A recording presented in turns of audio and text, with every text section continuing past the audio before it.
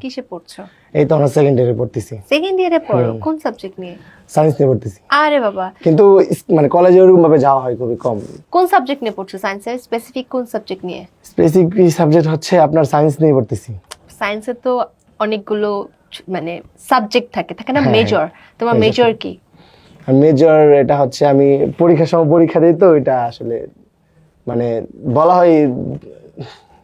আচ্ছা, পরীক্ষার সময় পরীক্ষা গাইস, মানুষ বলে না যে টিকটক যারা করে আসলে মূর্খ।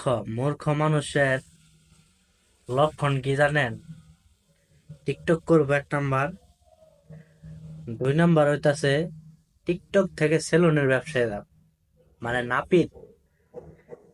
একটা শিক্ষিত মানুষ, তা আমি নাপিত যারা তাকে কিন্তু আমি এটা অপমান করতেছি না, যারা টিকটক থেকে নাপিতের বিজনেস শুরু করছে তাকে বলতাছি। যারা মূর্খ, এই মূর্খতার পরিচয় তো দিলই আবির। আর এক্স নাকি কি জানি আবির, বস্তি মার্কা টিকটক।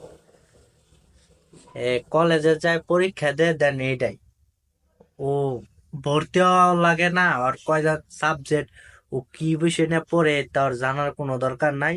ও খালি কলেজে যায়, পরীক্ষার খাতায় লেখে টিকটক টিকটক, আমি নাফিত, আমি নাফিত, আমি চুল কাটি, এটাই খালি লেখাই পড়ে।